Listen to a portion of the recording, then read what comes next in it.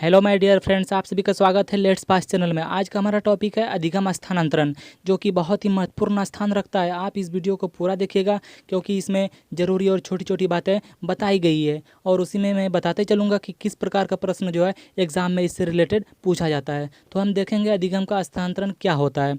तो अधिगम का स्थानांतरण का मतलब होता है सीखने में परिवर्तन या फिर सीखने में बदलाव। कैसे आप कोई चीज़ सीख रहे हैं और उसमें बदलाव आ जाए, यही होता है अधिगम स्थानांतरण। इसका हम डिफिनेशन समझ लेते हैं कि जब हम एक परिस्थिति में सीखे हुए ज्ञान, आदतों, कौशलों का प्रयोग दूसरी परिस्थिति में करते हैं तो उसी को बोलते हैं अधिगम का स्थानांतरण। जो आपको पहले से आता है और उसी को आप किसी दूसरी परिस्थिति में उसी कौशल का प्रयोग करते हैं तो उसे बोलते हैं ट्रांसफ़र ऑफ लर्निंग, यानी कि अधिगम का स्थानांतरण।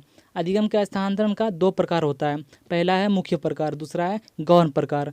तो मुख्य प्रकार का 3 भाग होता है और गौण प्रकार का भी 3 भाग होता है। तो मुख्य प्रकार का 3 भाग देख लेते हैं कौन कौन सा होता है। पहला है सकारात्मक अधिगम स्थानांतरण, दूसरा है नकारात्मक अधिगम स्थानांतरण, तीसरा है शून्य आधारित अधिगम स्थानांतरण। और दूसरा जो था गौण प्रकार, इसका भी 3 भाग है। तो पहला है क्षैतिज स्थानांतरण, दूसरा है ऊर्ध्वाधर स्थानांतरण, तीसरा है द्विपार्श्विक स्थानांतरण अधिगम। तो यह 3 प्रकार है जिसे हम अभी डिटेल्स में पढ़ेंगे। तो पहला है मुख्य प्रकार। मुख्य प्रकार में पहला क्या है, सकारात्मक स्थानांतरण। इसको हम अन्य नाम से भी जानते हैं। तो अन्य नाम क्या है इसका, धनात्मक स्थानांतरण। तो इसका डिफिनेशन हम जान लेते हैं कि इसमें व्यक्ति एक कार्य में सीखे हुए जो ज्ञान है, कौशल है, उसका प्रयोग दूसरे कार्य को सीखने में करते। एक जो चीज़ आपको आती है उसी की सहायता से दूसरा कार्य सीखने का प्रयास करना, इसमें अभ्यास को अधिक महत्व दिया गया है। इसको उदाहरण से समझेंगे। जैसे कि साइकिल चलाने वाला व्यक्ति धीरे धीरे बाइक चलाना सीख लेता है।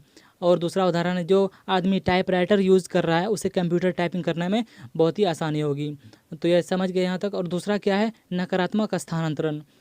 तो इसका डिफिनेशन हम जान लेते हैं पहले। तो इसको और नाम से भी जाना जाता है। तो और नाम क्या है इसका, ऋणात्मक स्थानांतरण। इसमें क्या होता है कि जब किसी कार्य का सीखा हुआ ज्ञान दूसरे कार्य में बाधा डालने लगता है तो उसे ऋणात्मक स्थानांतरण कहते हैं। तो व्यक्ति के जीवन में नकारात्मक स्थानांतरण तब पैदा होता है जब व्यक्ति अपने आप को किसी कार्य या विषय के साथ जोड़ लेता है। कैसे, जैसे कि साइकिल मिस्त्री वाले को कहेंगे कि आप ट्रक ठीक कर दीजिए तो वह अचानक से ट्रक रिपेयर नहीं कर पाएगा। किसी विषय में मान लीजिए हिंदी का टीचर है तो उससे कह दीजिए कि आप डीपली साइंस पढ़ाइए, तो ऐसा संभव नहीं हो पाता है। तो इसे कहते हैं कि नकारात्मक स्थानांतरण हुआ इसमें। तो यहाँ तक समझ गए आप नकारात्मक स्थानांतरण क्या होता है। और तीसरा है हमारा शून्य आधारित अधिगम स्थानांतरण, कि जब एक कार्य या विषय का सीखा हुआ ज्ञान दूसरे कार्य या विषय में ना तो बाधा डाले और ना ही कोई सहायता करे तो इसको क्या बोलते हैं, शून्य आधारित स्थानांतरण बोलते हैं इसको। अब इसमें ऐसे क्वेश्चन पूछता है कि मान लीजिए कोई साइकिल चला लेता है और वह कंप्यूटर चलाना सीख रहा है तो उसमें किस प्रकार का स्थानांतरण हो रहा है। तो ये क्वेश्चन का जवाब क्या होगा देखते हैं कि भाई जब कोई साइकिल चला रहा है और कोई बालक कंप्यूटर सीख रहा है वही आदमी, तो इन चीज़ों का आपस में कोई संबंध है ही नहीं, ना तो इसमें कोई सहायता होगी और ना ही इसमें कोई बाधा उत्पन्न होगी। तो हम तुरंत इसका आंसर जान जाएंगे कि ये शून्य आधारित अधिगम का स्थानांतरण है। तो यहाँ तक हम लोग समझ गए और नेक्स्ट वीडियो में आगे समझेंगे। अगर वीडियो अच्छा लगे तो लाइक कर दे और नीचे कमेंट करके बताएं वीडियो कैसा लगा।